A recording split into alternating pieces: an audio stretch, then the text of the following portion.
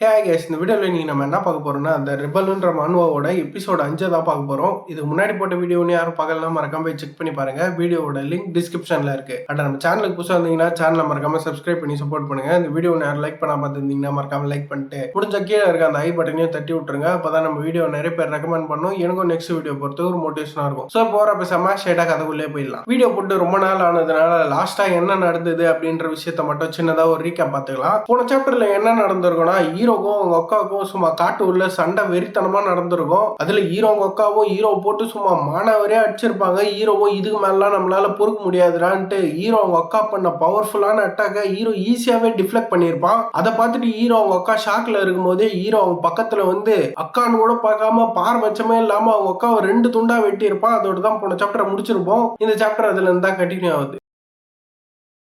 சாப்டரோட ஸ்டார்டிங்லேயே கூடவும் மயக்கத்துல இருந்து துச்சு பிடிச்சி எழுந்துக்கிறா. எழுந்தவளும் அவ இருக்க இடத்த பார்த்துட்டு இது என்ன இடம், நான் எப்படி இந்த இடத்துக்கு வந்தேன், வெயிட் பண்ணி இது என்னோட ரூம் ஆச்சு அப்படின்ட்டு இவ கன்ஃபியூஸ்ல இருக்கும் போதே இவ எழுந்ததை பார்த்துட்டு ஹீரோவோட அக்காவும் ஓஹோ கூட நீ ஃபைனலா எழுந்துட்டியா அப்படின்ட்டு இவங்க கேட்கும் போது தான் கூட அவங்க பெரிய அக்கா அவர் ரூம்ல இருக்கிற விஷயத்தையே நோட்டீஸ் பண்றா. பண்ணவளும் என்னோட ரூம்ல நீங்க என்ன பண்றீங்க அப்படின்ட்டு இவ கேட்டுட்டு இருக்கும் போதே நடந்த அந்த சண்டை ஞாபகம் வருது. வந்த உடனே வெயிட் பண்ணுங்க அந்த மேட்ச் அது என்ன ஆச்சு, எனக்கும் ஆஸ்டருக்கும் நடுவுல நடந்த அந்த சண்டையில யார் ஜெயிச்சா, அண்ட் அதுவும் இல்லாம நான் எப்படி இந்த இடத்துக்கு வந்தேன் அப்படின்ட்டு இவ்வளவு கேள்வி மேல கேள்வியா அடிக்கிட்டே போறா. இவ இப்படி கேட்கறதெல்லாம் பார்த்துட்டு ஹீரோவோட அக்காவும் வெயிட் பண்ணு நீ கேட்கற எல்லா கேள்விக்கும் நான் பதில் சொல்றேன்.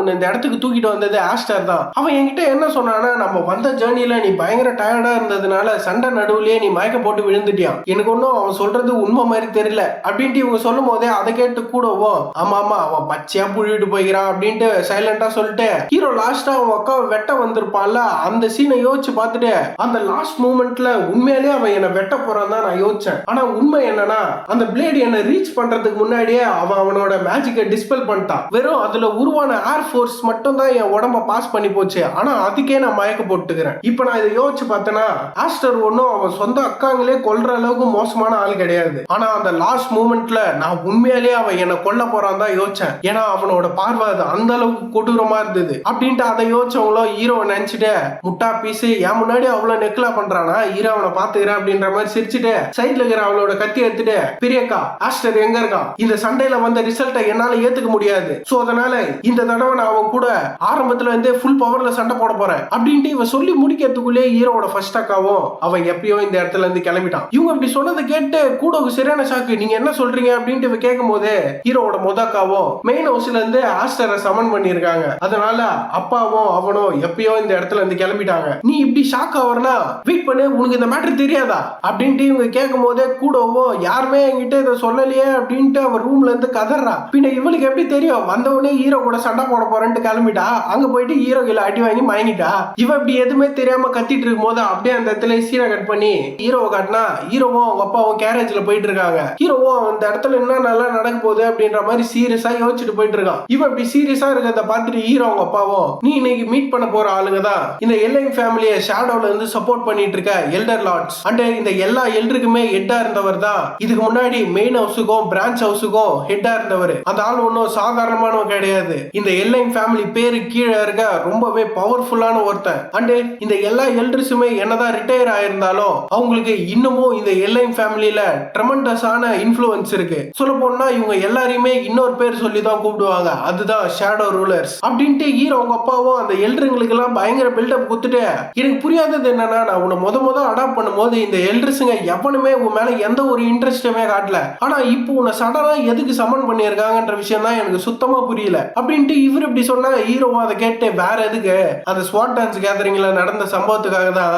இந்த எல்லைன் ஃபேமிலியில இருக்க எல்டர்ஸுங்களுக்கு பேரு பணம் புகழ் இது எல்லாத்தையும் விட அவங்க ஃபேமிலியோட ரெப்புடேஷன் தான் ரொம்பவே முக்கியம். அப்படியாப்பட்ட ஃபேமிலியோட ரெப்புடேஷனை எவன் நாஸ்தி பண்றானோ அவனை பீஸ்டுங்களா இருக்க இடத்துக்கு தூக்கி போட்டு எந்த ஒரு தடையுமோ இல்லாம அழிச்சிருவானுங்க அப்படின்ட்டு ஹீரோவும் நம்ம இதெல்லாம் மனசுக்குள்ளேயே யோசிச்சுட்டு இருக்கோன்ட்டு பயங்குள்ள அவனுக்கே தெரியாம வாயை தரன்னு சொல்லிட்டு இருக்கான். இவன் இப்படி சொன்னதெல்லாம் கேட்டு ஹீரோ அப்பாவும் ஆஸ்டர் இந்த மாதிரி கதைகள்லாம் நீ எங்கடா கேள்விப்பட்ட அப்படின்னு கேட்ட உடனே ஹீரோக்கு அப்படியே டப்பு டிப்பின்னு ஆயிடுது. அவனும் ஆஹா மனசுக்குள்ள யோசிக்கிறோன்ட்டு வாயை தந்து சொல்லிட்டோம் போலயே, இதெல்லாம் என்னோட பாஸ்ட் லைஃப்ல நான் நேர்லயே பார்த்திருக்கேன்ட்டு உங்ககிட்ட நான் எப்படி சொல்றது அப்படின்ட்டு இவனும் அது ரொம்ப நாளைக்கு முன்னாடி யாரோ சொல்லி நான் அப்படி கேள்விப்பட்டேன், ஆனா அது உண்மையான எனக்கு தெரியல அப்படின்ட்டு இவனும் வெல் இப்ப அதெல்லாம் முக்கியமே இல்லப்பா, நான் இப்ப எதுக்கு ப்ரிப்பேர் ஆயிட்டு இருக்கேன் இருக்கேன்னா ஒண்ணு எனக்கு ப்ராப்பரான ஜஸ்டிஸ் கிடைக்கணும், அப்படி இல்லனா இந்த ஃபேமிலியில இருந்து வெளியே போயிடணும். இவன் இப்படி சொன்னதை கேட்டு ஹீரோ அவங்க அப்பாவும் ஆஸ்டர் இது உண்மையிலே ஓகேவா, ஏன்னா உங்க அம்மா அக்கா நீ யாருக்குமே பாய் பாய் சொல்லாம அப்படியே வந்துட்ட, எனக்கு என்னமோ இதெல்லாம் நல்லதா பண்ணல, அட இதெல்லாம் பெரிய விஷயமே இல்லப்பா, ஃப்ரீயா விடுங்க. ஏன்னா ஒரிஜினலாவே அக்கா இந்த இடத்துக்கு வந்ததுக்கு அப்புறம் நான் எப்படி இருந்தாலும் இந்த ஃபேமிலியில இருந்து வெளியே போய் தான் ஆகணும். அண்ட் அதுவும் இல்லாம சிஸ்டர் கூடோக்கு என்ன சுத்தமா பிடிக்காது. அப்படி இருக்கும்போது அவ ஃபேமிலி ஹெட்டா மாறும்போது அவ பக்கத்துல நான் இல்லாம இருந்தா அவளுக்கு நல்லது தானே. அண்ட் அதுவும் இல்லாம சிஸ்டர் கூடோவால நான் எப்படி இந்த கிராம பெட்டரா ஹேண்டில் பண்றதுன்ற விஷயத்தையும் கண்டுபிடிச்சிட்டேன். சோ அதனால இப்ப என்னால முன்ன இருந்ததை விட இந்த 7 விங்ஸோட பவரை பெட்டராவே யூஸ் பண்ண முடியும். அதனால இந்த இடத்துல எனக்கு என்ன நடந்தாலும் சரி என்ன ரெஸ்கியூ பண்ண மட்டும் முன்னாடி வராதீங்க, நான் இப்ப தனியா சர்வைவ் ஆகிறதுக்கு ப்ரிப்பேர்டா இருக்கேன் அப்படின்ட்டு ஹீரோ சொன்னோன்னே ஹீரோ அப்பாவோ ஆனா ஆஸ்டர் அப்படின்னும் போதே வெளியே இருந்து ஒரு வாய்ஸ், எது நீயே தனியா சர்வைவ் ஆகிறியா, அட்டா சில்ட்ர பீஸே உன் மனசுல என்ன பெரிய பருப்புன்னு நினைப்பா அப்படின்ட்டு வெளியே நின்று யாரோ கத்திட்டு இருக்காங்க. ஹீரோக்கும் அவங்க அப்பாவுக்கும் அந்த வாய்ஸை கேட்டு சரியான ஷாக்கு. நான் ஹீரோ சைட்ல திரும்பி பார்த்தா ஹீரோட அக்கா கூட அவதான் பஸ்ல ஃபுட்பால் அடிக்கிற மாதிரி அவன் கேரேஜ்ல ஃபுட்பால் அடிச்சுட்டு வரா. அவளை பார்த்துட்டு ஹீரோக்கும் சிஸ்டர் கூடோ நீங்க எதுக்கு இங்க வந்தீங்க, அண்ட் அதுவும் இல்லாம நீங்க வீட்டுல இருந்து இவ்வளவு தூரம் வெறும் ஓடி மட்டுமே வந்தீங்களா, அடி சண்டாளி நீ மனுஷியா இல்லையாடி அப்படின்ட்டு ஹீரோ உள்ள உட்காந்து கத்திட்டு இருக்கான். இவன் இப்படி கத்துறதெல்லாம் கேட்டு ஹீரோ அவங்க அக்காவும் ரொம்ப நேரம் நம்மளால வெளியே தூங்க முடியாதுன்ட்டு அவளும் உள்ள போயிடுறா. போனவளும் ஹீரோவை பார்த்துட்டு ஏண்டா உனக்கு எல்லாம் மனசாட்சியே இல்லையாடா, உனக்கு 2 பெரிய அக்காங்க இருக்காங்க, அவளுக்கு மட்டும் டாடா பை பை சொன்னியா, எனக்கு எங்கன்னா சொன்னியா, சரி அதை விடு, பெரிய அக்கா சொன்னா அந்த மெயின் ஹவுஸ்ல இருக்க கேரக்டர் நாய்ங்க எல்லாம் உன்னை சமன் பண்ணிருக்கானுங்கன்ட்டு. இவன் பெரிய அக்காவை கூட இது வரைக்கும் ஒரு தடவை கூட அவனுக்கு சமன் பண்ணதில்ல, உன்னை எது கூப்பிட்டு இருக்காங்கன்ற விஷயம் தான் எனக்கு சுத்தமா புரியல அப்படின்ட்டு இவ சொல்லிட்டு உள்ள வரும்போது இவளை பார்த்துட்டு ஹீரோ அவங்க அப்பாவும் கூட நீ எப்படி ஃபீல் பண்றேன்ட்டு எனக்கு புரியுது, ஆனா என்னால உன்னை மெயின் ஹவுஸ் கூட்டு போக முடியாது. அடா அப்பா அந்த விஷயம் எல்லாம் எனக்கு நல்லாவே தெரியும், சொல்ல போனா நீங்க எங்களை ஸ்கூல்ல இருந்து வர சொல்லும் போதே நீங்க இந்த மாதிரி எங்கேயோ கிளம்புறீங்க, நாங்க வீட்டை பார்த்துக்க தான் எங்களை வர சொல்றீங்கன்ற விஷயம் எனக்கு தெளிவாவே தெரியும். சோ அதனால நீங்க எக்ஸ்பிளைன் பண்றதுக்கு எந்த ஒரு அவசியமும் இல்ல. ஆனா எனக்கு புரியாத விஷயமே இந்த சமனிங் தான். இது வெறும் சாதாரண சமனிங்கா தான் நம்ம ஃப்ரீயா விட்டுறலாம், ஆனா இந்த ஃபேமிலியோட எல்டர்ஸ் கூப்பிட்டு இருக்கானுங்கன்னா இது உண்மையாலே டேஞ்சரஸான விஷயம். அதனால இதுல நம்ம கண்டிப்பா ஜாக்கிரதையா தான் இருக்கணும். இவன் இப்படி சொன்ன உடனே ஹீரோ உங்க அப்பாவோ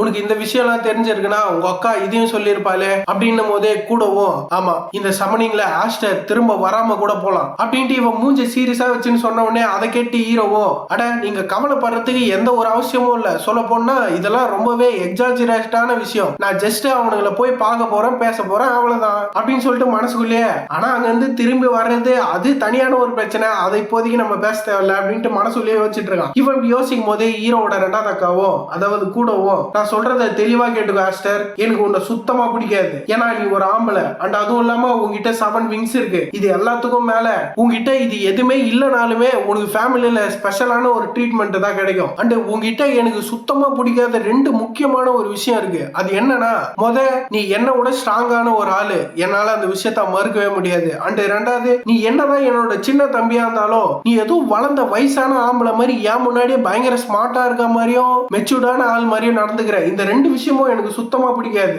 என்னதான் எனக்கு உங்ககிட்ட இதெல்லாம் பிடிக்கலனாலுமே நீ நம்ம ஃபேமிலியோட ரொம்பவே ப்ரெஷியஸான ஒரு ஆளு, அண்ட் நீ என்னதான் ஸ்ட்ராங்கா இருந்தாலும் மெச்சூர்டா நடந்துக்கிட்டாலும் நீ இன்னுமே என்னோட சின்ன தம்பி தான். சோ அதனால அங்க போயிட்டு அந்த கேரக்டர் நான் எங்க கிட்ட வாய் விட்டுன்னு இருக்கிறதுக்கு பதில் அவனுங்களை போய் பார்த்து பேசிட்டு சேஃபா நீ திரும்ப வீட்டுக்கு வரணும். அண்ட் நீ வீட்டுக்கு வந்த உடனே உனக்கும் எனக்கும் மறுபடியும் மேட்ச் நடக்கும், அண்ட் இந்த மேட்ச்ல நான் கண்டிப்பா ஜெயிப்பேன், நீ கதற அக்கா என்ன விட்டுருங்கன்ட்டு கதற வரைக்கும் உன்னை போட்டு அடி அடி நான் புழங்க போறேன். சோ அதனால அதுக்கெல்லாம் ப்ரிப்பேர்டா திரும்பி பத்திரமா வா அப்படின்ட்டு இவளோ அந்த ஓடுற கேரேஜ்ல அவ்வளவு ஸ்பீட்ல ரன்னிங்ல இறங்கிடுறா. நீ இந்த சாப்டர் ஆரம்பத்துல இருந்தே பார்த்திருப்பீங்க, இது வரைக்கும் இவ ஒரு பொண்ணு மாதிரியே நடந்துட்டு இருக்க மாட்டா. இவ இப்படி இறங்கின உடனே ஹீரோவோ எட்டி பார்த்துட்டு இவ எதுக்கு வந்தா எதுக்கு போனா, எனக்கு ஏதோ ஆறுதல் சொல்ற மாதிரி வந்தா, கடைசியா மேட்ச் இதுரா தம்பி பத்திரமா வந்துட்டு கிளம்பிட்டா அப்படின்ட்டு ஹீரோவோ கன்ஃபியூஸ்லயே பார்த்துட்டு மனசுக்குள்ளே ஆனா நீங்க வந்ததுக்கு ரொம்பவே நன்றி சிஸ்டர், யாருக்காக இல்லைனாலும் கண்டிப்பா உங்களுக்காகவே நான் திரும்ப பத்திரமா வருவேன் அப்படின்னு சொல்லும் போதே இந்த இடத்துல இந்த சாப்டர் முடிச்சிடறானுங்க. என்ன ப்ரோ வீடியோ சின்னதா இருந்ததெல்லாம் கீழே வந்து கமெண்ட்ல சிங்கிள் செய்யாதீங்க, I hate a lot of problem to solve. So அதெல்லாம் நான் முடிச்சுட்டு வரதுக்குள்ள கொஞ்சம் டைம் ஆயிடும், எனக்கு டைம் பத்தாததுனால தான் நான் ஒரே ஒரு சாப்டர் கவர் பண்ணி போடுறேன், கவலைப்படாதீங்க, நான் டைம் இன்க்ரீஸ் பண்ண ட்ரை பண்ணிட்டு தான் இருக்கேன், நான் ஃப்ரீ ஆனதும் நம்ம மறுபடியும் கண்டினியூ பண்ணலாம். ஸோ இந்த வீடியோ பிடிச்சா லைக் பண்ணுங்க, உங்க ஃப்ரெண்ட்ஸ் அண்ட் ஃபேமிலி இந்த வீடியோ ஷேர் பண்ணுங்க, நம்ம சேனல் புதுசாக சேனலை மறக்காம சப்ஸ்கிரைப் பண்ணி சப்போர்ட் பண்ணுங்க, முடிஞ்சா கீழே இருக்க அந்த ஐ பட்டனையும் தட்டி விட்டுருங்க, அப்பதான் நம்ம வீடியோ நிறைய பேர் ரெக்கமெண்ட் பண்ணோம், எனக்கு நெக்ஸ்ட் வீடியோ பொறுத்த ஒரு மோட்டிவேஷனா இருக்கும். ஸோ நெக்ஸ்ட் தரமான ஒரு எபிசோட்ல மீட் பண்ணலாம் அவர்கிட்ட.